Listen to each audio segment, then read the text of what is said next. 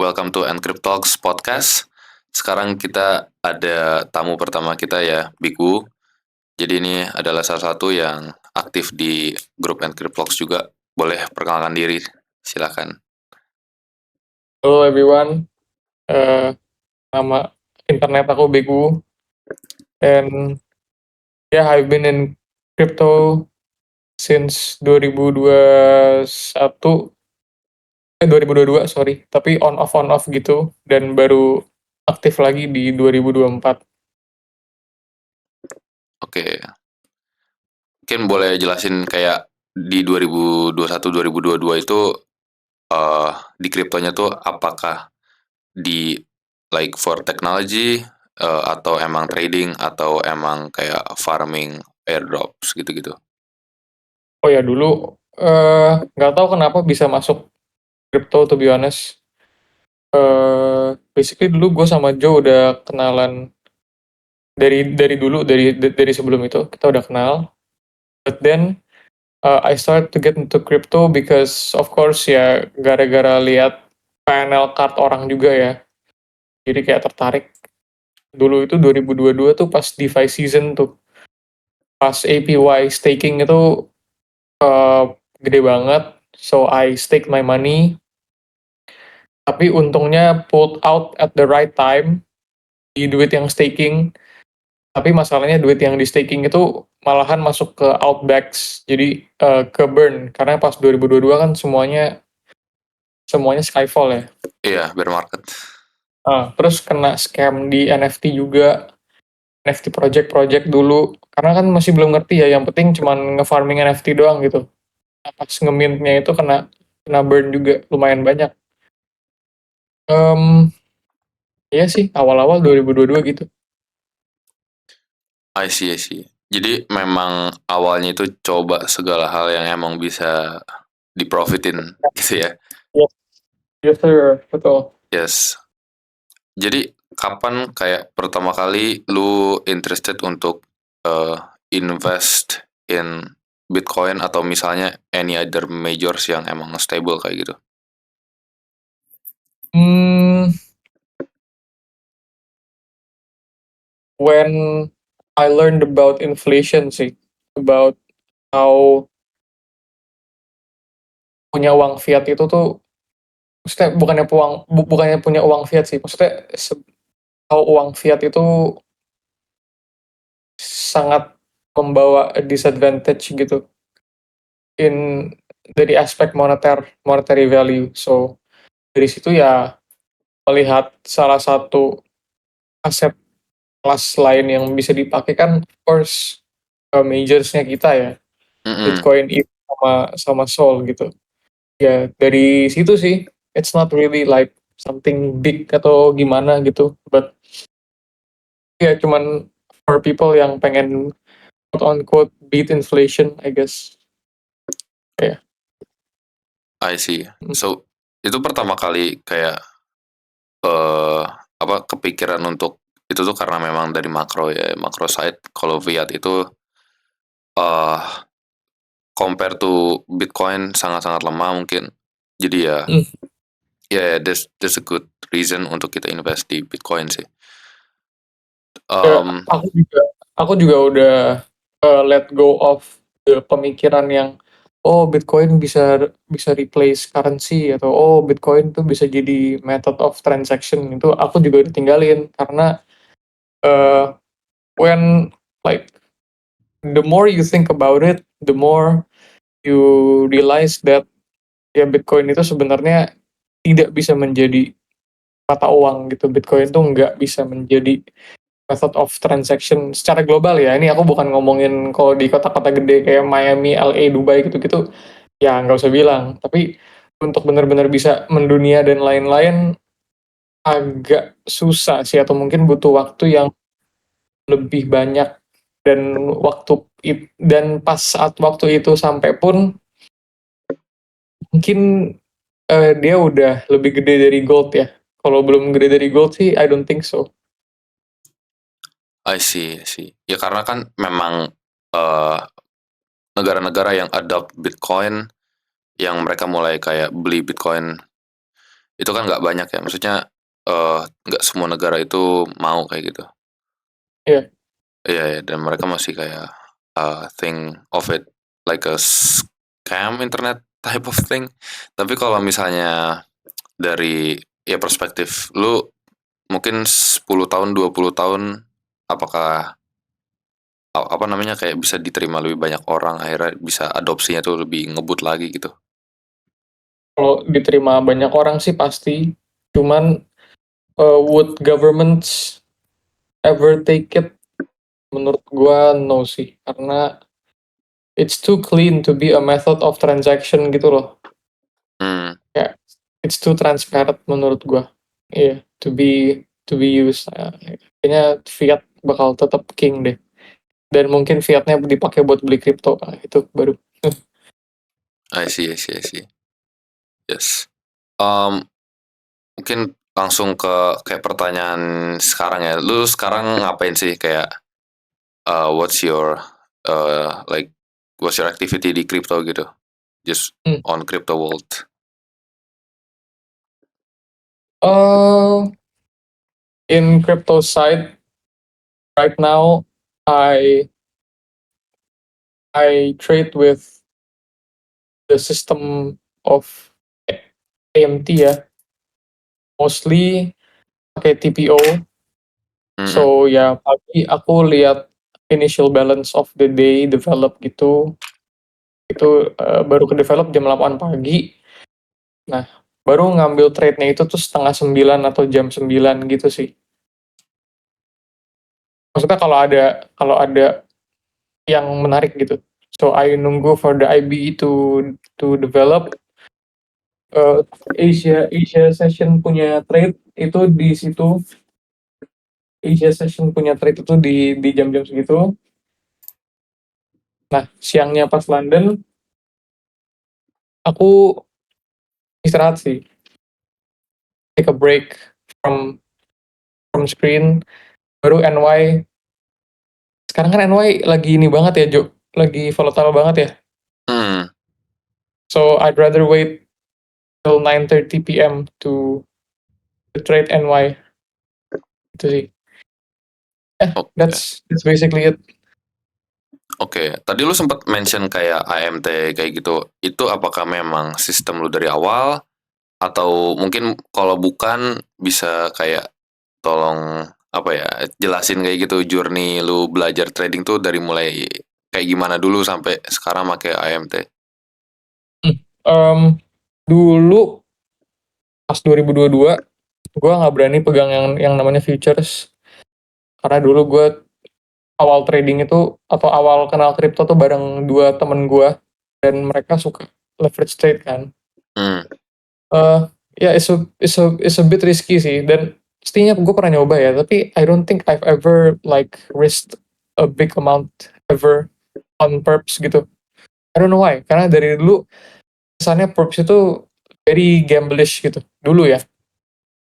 Eee, tahun 2024 baru mulai perps, tapi no idea what I did. Aku cuma pakai like EMA and stochastic and stuff gitu.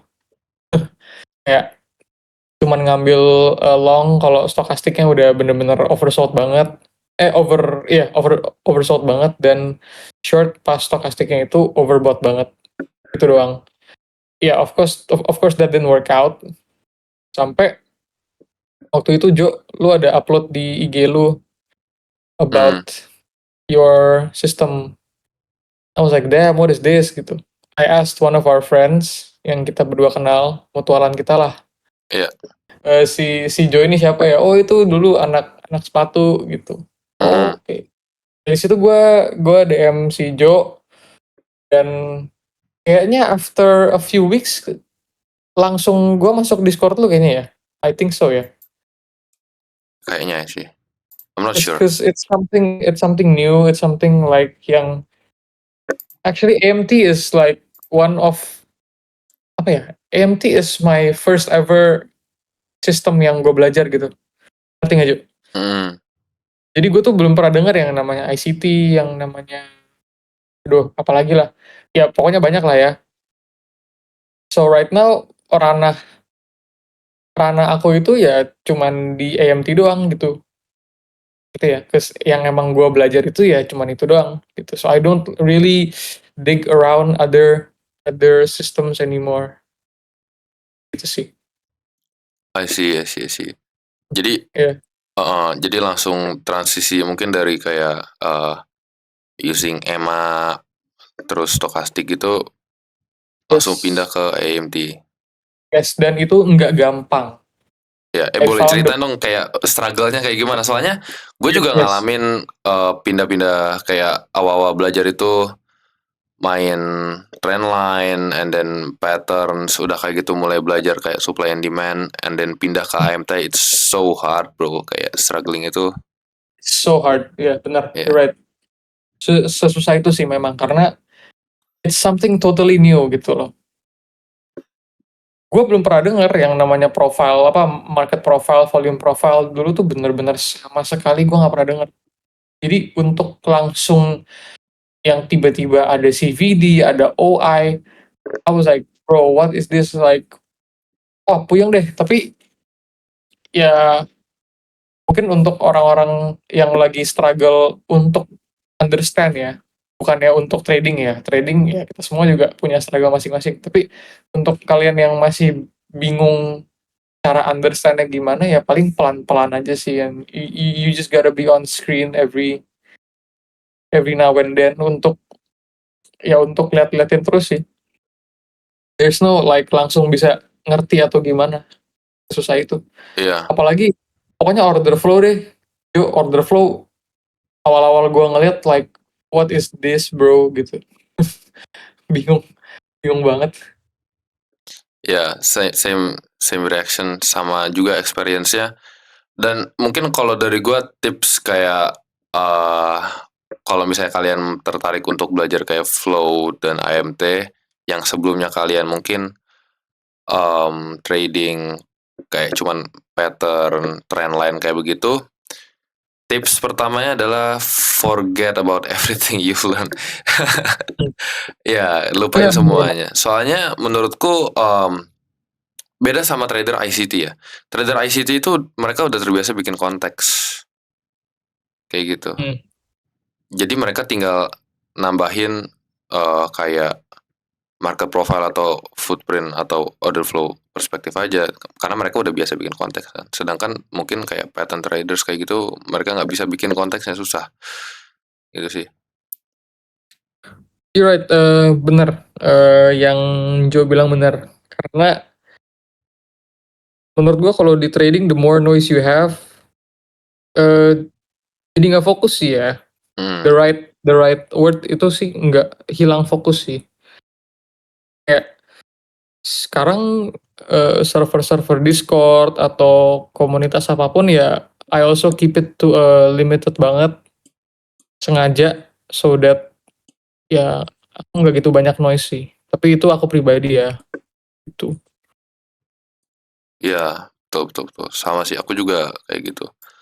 Um, Sekarang trade with auction market theory ya pakai AMT itu gimana? Apakah trade-nya intraday, intraweek, terus apakah Wu ini orang yang fokus ke kayak one pair atau misalnya trade many altcoins, gimana tuh? Ya, of course intraday lagi mau belajar scalping. Scalping pakai PA dan mungkin VWAP aku udah getting the hang of it lah. Tapi AMT sih intraday ya. Aku jarang banget intraweek, jarang banget. Ya, jarang banget intraweek. Ya sih. Dan always major sih. Aku sejauh ini ya cuman ngelihatnya tuh BTC sama ETH ya, Jo ya. I Hmm, never really look at other stuff. Ya, karena itu juga Jo, aku juga nggak suka tuh ada noise eh, pindah-pindah alt ini itu. Nah itu aku juga nggak suka tuh. Aku mending masterin dua itu aja gitu. It's a bit boring ya, tapi well, yes. Um, menurut lu emang apakah sebagai mungkin orang yang baru belajar kayak starter gitu, apakah mereka kayak belajar altcoin rotation atau memang kayak fokus ke satu pair aja gitu? Soalnya gue dulu waktu belajar, gue tuh using the same strategy in many coins. Jadi gue ngelihat kayak pattern Oke. recognition yang sama terus menerus, gue cari di any pair yang muncul, gue tradingin kayak gitu. Mungkin kalau dari lu, pengalaman lu kayak gimana? Maksudnya apa? What's Kayak apakah sebagai kayak yang baru start trade itu fokus ke nyari apa namanya, nyari nyari pair yang bagus, atau memang fokus ke satu pair aja, BTC, ETH doang, atau oh, eh like play um, major? kalau dari aku sih ya, mendingan cari sistem dulu sih, Jo. Itu yang lebih penting. I see, I see, I see. Cari sistem dulu, and the the assets you trade itu datangnya belakangan gitu. Oke. Ya gitu. Kalau menurut aku ya, gitu Uh, sih. Nah, the gini sih, Jo, like I really do owe you a lot because dari adanya lu, gue jadi ngerti loh gitu. Gue jadi like it's like a new discovery gitu. Karena gue bisa jamin gue baru tahu AMT kalau nggak dari lu pasti dari si VAN hmm, ya. Dan dengan adanya lu sama your group udah tahu nih pas ada VHN ini like gimana ya, udah ada safety net gitu loh, jadi gue nggak go all in to VAN gitu, like it saved oh, me, yeah, it kind of saved me like emotional trouble gitulah, ya gitulah, that's a good way to put it, ya, oh, sih. yeah. And dari ajaran VAN juga, gue kayak lagi ngeblur namanya ya, dari ajaran dia juga ya gue belajar kalau di trading itu sistem itu yang paling penting, bukan momentum, bukan, maksudnya eh psikologi itu penting banget, tapi tetap aja psikologi kalau nggak ada sistem, it's just you pressing buttons gitu loh. Exactly. Ya, aku juga punya pendapat sama sih, kayak Ya. psychology is all about fear and confidence. Lu bisa confidence itu kalau lu tahu apa yang lu lakuin kan. Hmm, Kalau misalnya betul. fear, ya lu nggak tahu apa yang lu lakuin, basically kayak takut takut rugi, takut apa, karena lu nggak tahu apa yang lu klik, apa yang lu beli. Ya. Dan walaupun kalau psikologi lu jago banget, like you have the right psychology, you press buttons and then you make money, tapi ya, eh, ya like you still don't have a system gitu loh. Yes, exactly. Kebanyakan kebanyakan kayak pemula tuh ngentenginnya kayak eh apa namanya, udah lu coba aja kan, kayak klik aja, pokoknya mental harus kuat, udah kayak gitu mereka kayak ngomong em, pattern ini atau pattern itu punya 70%, 80% win rate. Akhirnya orang-orang nyobain, and then apa, mereka awalnya overconfidence, like Dunning-Kruger effect, and then mereka dihumble sama market, terus mereka quit, akhirnya nggak lagi lanjut trading. Ya, ya, ya. Karena Benar, mereka benar, benar. basically nggak punya sistem yang emang proven kayak gitu. Ya, ya, that's true. Yes, exactly, same perspective sih di situ sih. Um, Terus akhirnya kayak, what is your first time, kayak apa ya, kayak aha momennya gitu loh. Apa yang lu Momentum itu rasain, apa? dan kapan lu bisa kayak ngerasain itu gitu. Gimana, gimana? Kayak Coba, gua nggak tahu definisi aha moment apa soalnya. aha momen tuh kayak gini, lu nggak tahu apa-apa, lu belajar, lu Ah, bingung, terus pas lu nyoba, this is actually working gitu. eh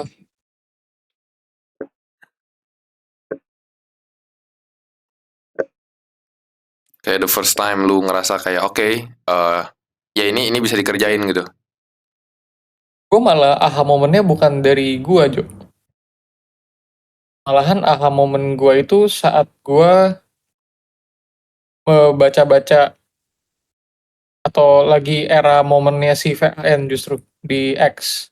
Oh, I see. Jadi aha momen gue itu malahan lewat lewat dia gitu loh. Jadi kayak dari dia gue jadi mikir like damn bro, this can work out gitu loh.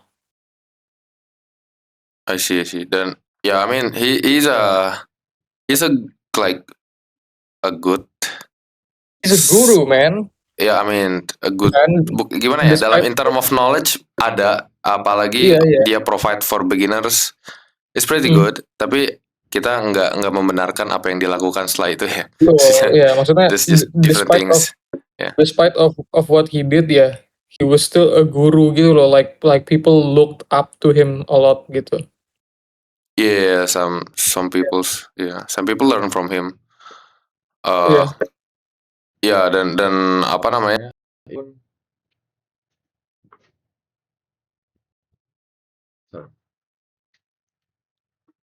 Walaupun Jo, your voice is crying kayak out. ya, walaupun kayak apa namanya, kita nggak apa namanya, ya kita tahu lah apa yang dilakuin, tapi kita nggak membenarkan apapun itu. Tapi memang some of his content is actually good, walaupun nggak semua ya. Ya, of course. Kalau lu aha moment lu apa? What's your aha moment? Aha momennya sama di kayak era-era itu, cuman I don't join like any paid group.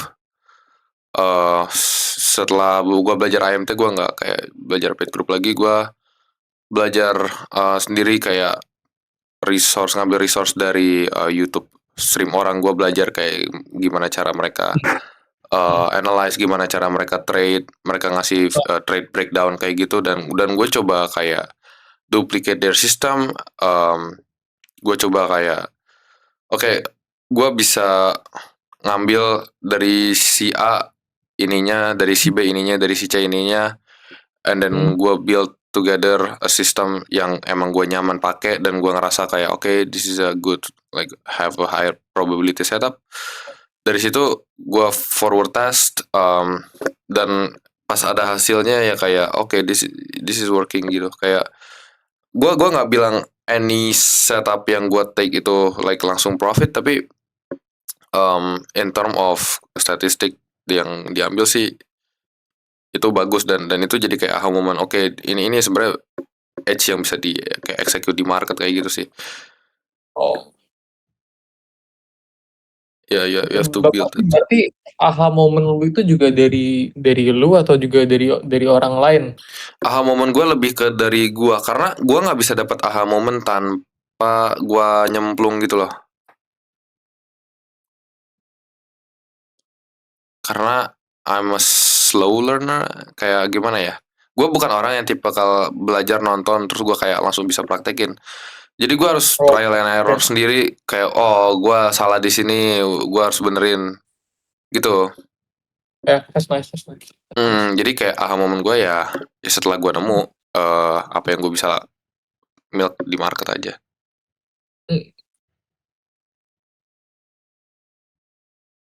Nice. Iya. Dan setelah aha moment, itu ngerubah cara lu trade kan? Of course. Yes. Kalau gue lebih ke merubah cara gue melihat hal gitu. Sih. Terus Karena kalau misalnya lu sekarang trade with your system, itu apakah memang lu fokus ke scaling personal account, atau lu kayak pakai prop firm untuk scaling dengan maximum downside risk? Maksudnya bukan maksimum, apa, cap ya? karena gue like I've only walau gue udah join Discord-nya udah dari tahun lalu, Jo. Kan tahun lalu gue masih ini ya, masih fanatik spot gitu kan, kayak ya bukan fanatik sih, maksudnya masih dibelnya di sana lah gitu. Ah, Habis itu eh, hobi nge-trench. Nah, jadi gue baru bener-bener trading tiap hari pakai AMT atau kayak bener-bener belajar pakai AMT itu like I'd say about April this year sih, kalau nggak April May sih. oh, that's early. I thought you learn like from last year, like September. Nah, learn tapi nggak di bener-bener praktekin like full time digejor-gejorin ya.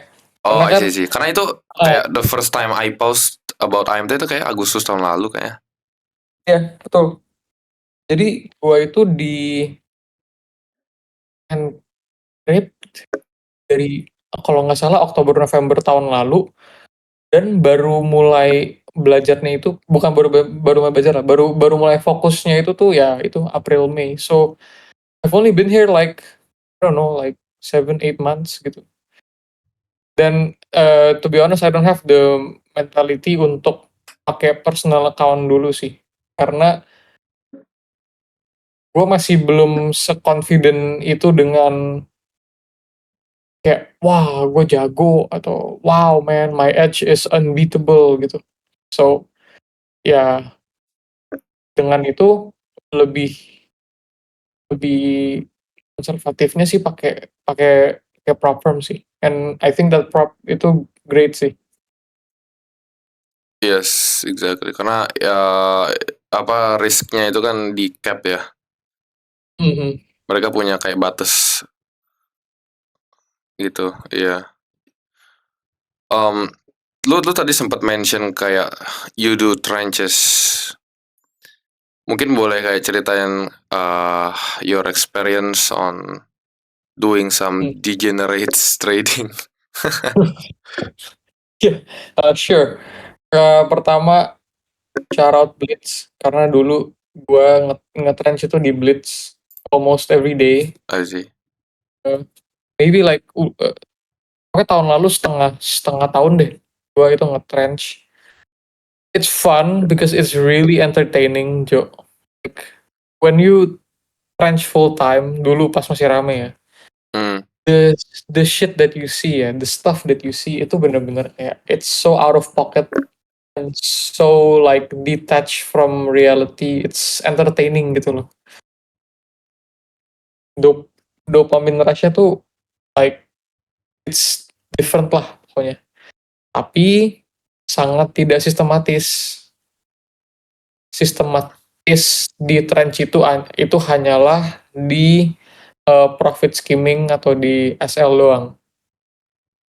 Ngerti nggak? oke. So kalau di trench itu the only system you can pakai itu kalau kalau dulu yang gue lihat ya kan sekarang gue udah nggak aktif ya. So if there are new systems and stuff, well, I don't know. Ya lu beli di mana, di market cap berapa, kalau dia emang turun under a certain market cap ya lu cut loss gitu, dan kalau dia naik seberapa tinggi ya lu skim skim profitsnya gitu gitu doang sih, the only system yang bisa dipakai. And menurut gue ya I can't keep trading like this, buat cari uang like this. It's not healthy, it doesn't really boost anything in me, cuman just constant dopamine rushes yang not healthy. So ya gue jadi nggak hobi dan tidak enjoy sih, jadi nggak enjoy banget sih ya.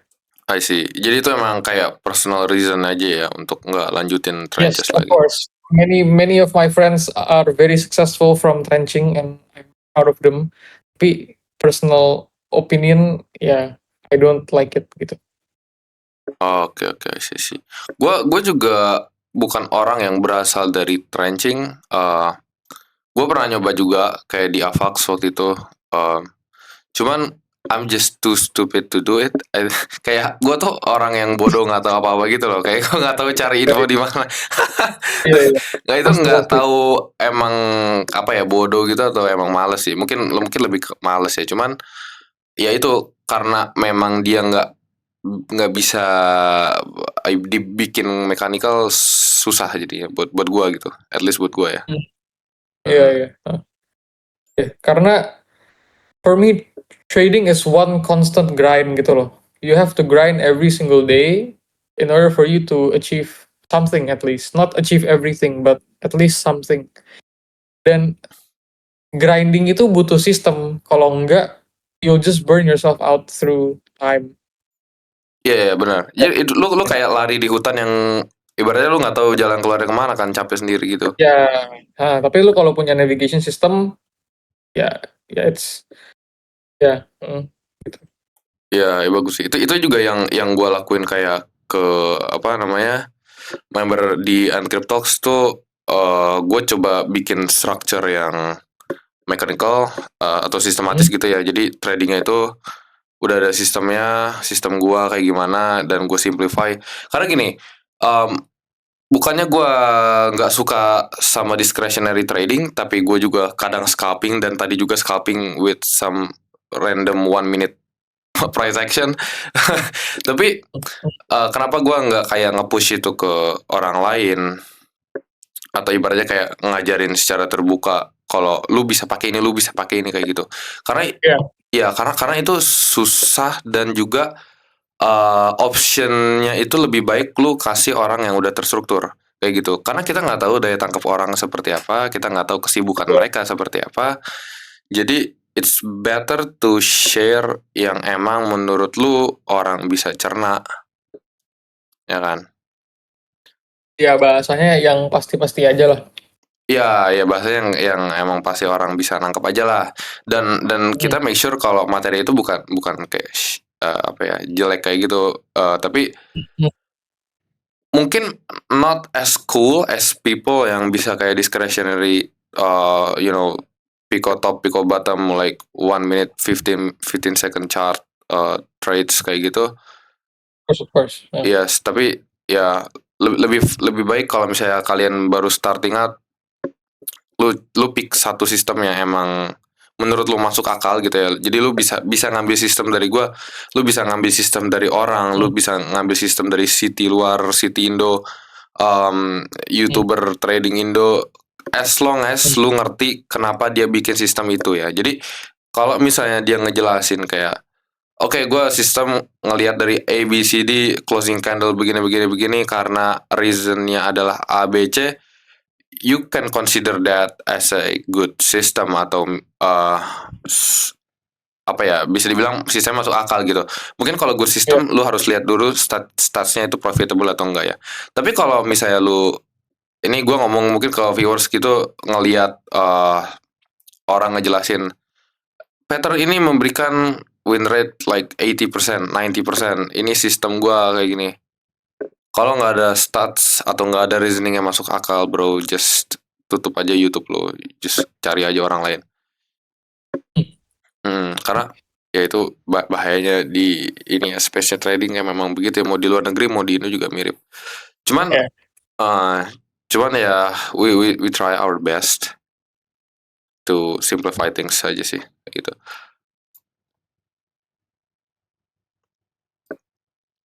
Nice. So nextnya karena ya mungkin sekarang BTC udah jebol ya di bawah 90.000 lagi. So what's your thought on BTC? Is it bear market atau emang ini retracement sehat aja sampai ATH gitu? Hmm, the only thing yang makes me like yang masih give me hope is that I don't know, man. Liquidity faucet is not off. It's just turning on. Walaupun that's such a cliche thing to say, apalagi di city and stuff. Hmm, Cuman ya condition ini tuh masih belum fit for a bear market menurut gua why is that? gitu. Because secara makro tuh gimana ya? Secara makro tuh jelek, tapi satu sisi juga, aduh, how do you explain? macro is looking really bad right now. But then if you go to, stocks and stuff, it is not though. Stocks ini sekarang cuman a very healthy range right now, and I'm sure it will break out again. And Oh yeah, I don't see why crypto shouldn't follow them gitu loh. I see, I Kan see. udah sering ya stocks rip tapi BTC-nya nge-range and stuff and alts-nya not doing anything. Tapi ya I would call it a bear market if BTC turun and the stocks look like shit juga. Di Iya, situ gue baru pede, gue bilang oh oke, ini bear market karena you know eh, ibaratnya apelnya busuk jeruk juga busuk gitu, tapi ini jeruknya manis tapi apelnya busuk gitu. Tuh. iya, heeh. Ya. Yang jadi ya itu yang jadi kayak perhatian gue juga, kayak apakah ini memang contradict atau emang teori riskier asset sold first tuh beneran kayak gitu. Yes, yes, Soalnya yes, yes. stocks Yeah. just ranging. Gold Hmm. is doing an uptrend again, Oh, and BTC looks like shit. iya. Makanya karena kalau dibilang banyak stocks itu juga risky aset loh. They're not like aset yang bener-bener diem atau gimana. Menurut Betul, gue sih betul. enggak ya. Ya, Ah, saham itu it's not a safe haven, beda sama gold sih. oh ya. Ah, jauh jauh jauh. Ya. Jauh. Tapi ya menurut gua 4 year cycle bla bla bla alt season apa ini itu I would call it quits sih. I don't think statement itu akan terulang lagi sih. Alt season itu akan cuma ada di early cycle, like early cycle, saat ada meta baru nanti yang keluar, yang tadinya metaverse, yang tadinya GameFi, GameFi, DeFi jadi tadinya AI. yang tadinya AI, yang tadinya DEX, itu akan ada lagi nanti meta-meta ke depannya, dan itulah yang bisa di-play gitu. Selain dari itu ya I wouldn't call it an alt season anymore. Itu sih. Yes, exactly same perspektif sih. Karena kalau kita lihat 2023 awal ya, 2023 akhir ya, di start of bull market, every coins is just pumping. Itu alt season yang emang beneran, karena no matter what you buy, you make money. Dan itu tuh menurut gua kayak naiknya itu gini, dari state bear market itu tuh any crypto asset itu illiquid, even Bitcoin, ya kan? Di Hmm. saat orang interested lagi, mereka punting their longs atau they buy their like many altcoins into their bag. Akhirnya buying pressure ya itu ya nggak ke handle sama makernya kan. Right. Ya Yeah. akhirnya kayak push breakthrough kayak gitu. Tapi tetap uang yang beredar itu nggak banyak. Semakin banyak koin yang rilis, semakin banyak VC yang kayak releasing koin kayak gitu, akhirnya nge-absorb buying pressure. Udah kayak gitu orang udah nggak ngelihat kayak semua koin bisa naik gitu, jadi mereka benar-benar selektif. Kalau misalnya kita lihat 2024 kan nggak semua koin ya, maksudnya Yeah.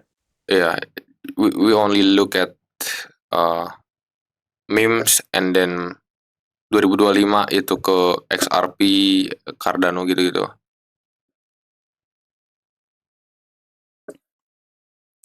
So Yeah, man. what's your planning on bear market kalau misalnya emang if it happens it happens? If it happens, it happens karena untuk orang-orang yang bilang BTC ini belum extended atau crypto ini belum extended, they need to buy a pair of glasses. Terusnya ya. I don't know what y'all think, man. BTC dari bare bottom udah almost 10x. It's udah kayak 8x, 7x lah. Ya, And we still think that it's not extended. I don't understand caranya gimana orang bisa ngomong kayak gitu. Tapi ya namanya hopium ya. and stocks are very very extended menurut gua, juga nggak healthy juga, and ya makanya itu Jo yang gue bilang ke lu, makro itu jelek banget. Iya, tapi some chart correlation masih kayak mereka di-correlate. Yeah. So if it happens, it happens. Maybe kalau gue lihat sih 2026-27 ya, maksudnya 26 quarter 3, 2027 quarter 1-2 sih. Kalau That's emang your plan on buying. ya kalau emang bottomnya ya, iya. Yes, ya gue juga sama. Gue punya perspektif kayak Q4, Q1, Q4 2026 atau Q1 2027 kita bisa kayak mulai beli lagi. Kayak mungkin what's your like top 3 yang bakal lu beli?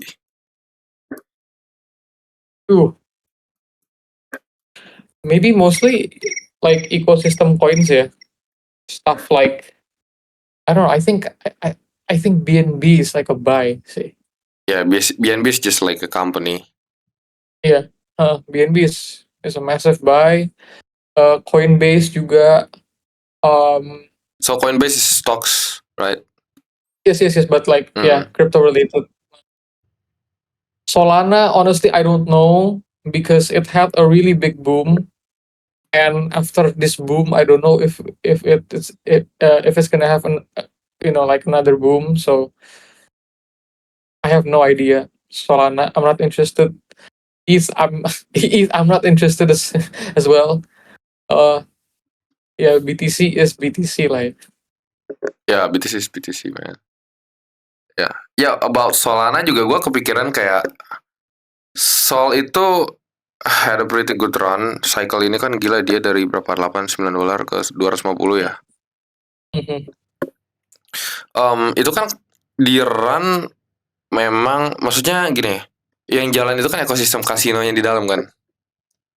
Yes. Ya, itu bisa pindah kemanapun. Maksudnya we can move into Hype or atau Coinbase. Bisa. Atau, iya, Bisa. Ya. Gitu sih. Bisa. So Solana was a good buy pas 2023, but pas 2026 I don't know, karena Solana can be the Ethereum of 2028 gitu loh, ngerti nggak? Iya, kita bisa ngelihat Sol Ya jadi kan? ETH yang cuman SFP high doang cycle depan. Yes. Betul. Iya. Betul. I kind of have the same thesis, karena if pas 2021 itu gila banget, tapi Sol pas 2021 tuh ya gila, tapi kayak nggak Tapi segila nggak ETH. segila Gitu. ETH. Nah, sekarang ETH-nya biasa aja, Solnya gila banget. Nah, ntar bisa juga Solnya biasa aja, nanti ada yang gila banget nih. Nah, ini yang gila banget ini apa? Ya, kita nggak akan tahu. Ya, untuk sekarang kita nggak tahu, mungkin new projects yang belum rilis atau gimana ya dia. Tapi ya kita bakal do some research sih. Ya. Oh, I don't want to call out any coins, nanti dikira Shilling. apa. Iya. Ya, shillingnya project atau kayak gimana. Iya. Ya, mungkin sama terakhir ini kayak lebih ke motivasi ngawi gitu, kayak do you Jangan really ngawur think ya kayak lu kepikiran nggak kayak daily habits apa yang lu kerjakan atau kebiasaan lu sebagai manusia itu mempengaruhi mental clarity untuk trading? Yes. Eliminate bullshit people, eliminate toxic people lah. Bukan toxic tuh bukan yang kayak ngomongin lu di belakang, apa, behind your back, ya itu ya semua orang juga tahu ya, tapi lebih ke orang-orang yang tidak membawa benefit, yang visionnya itu kayak nggak align, I guess. Like lu mau kerja, tapi dia maunya have fun. Ya itu orang-orang seperti itu ya jangan disimpan guys, gitu. So yeah, be the best version of yourself. Kalau kalian ada punya agama yang kalian percayakan, tekunin agamanya, karena when things get tough, apalagi in trading, things will get tough, ya kalian pasti akan lari ke agama. Ya man, kalau misalnya nggak punya agama, go get a religion. Iya, go go find one guys. Ada berapa? Ada 6 kayaknya ya. Pilih aja, pilih yang paling memadai gitu. Tapi ya iya sih, butuh sih, agama itu butuh. Exactly. Karena disiplin itu bisa akan ini guys. Kita udah disiplin 3 bulan gitu atau 1 bulan full disiplin. Terus tiba-tiba aduh mulai malas lagi, mulai apa lagi. Ya salah satu hal yang bisa bantu kalian get back on track itu adalah kalau kalian punya agama gitu, kalian punya a higher power yang kalian bisa look up to and stuff gitu sih. Yes. Exactly sih. Ya ini menarik ya, kita ngobrolin banyak dari mulai your experience dulu di NFT ke scam, and then doing some purpose trading, mulai dari pakai EMA atau any other trending indicator, masuk ke AMT, masuk ke prop firm, trenching, sampai ini ya bahas kayak agama. It's been fun man. Yeah, it's been a good time. Ya, thank you mungkin untuk sesi sekarang ya. Thank you Wu udah hadir di podcast ini. Thank you guys for listening. Ya makasih udah dengerin kita walaupun kita yapping doang, campur-campur bahasa Indo, bahasa Inggris ya. Semoga ada yang bisa diambil. Kita doing this for fun. Mungkin kalian bisa kayak komen tamu selanjutnya siapa. Terus apa yang mau dibahas gitu, ya terserah sih. Jangan lupa subscribe, like, and comment, and share. Thank you, chat. Thank you all. See you.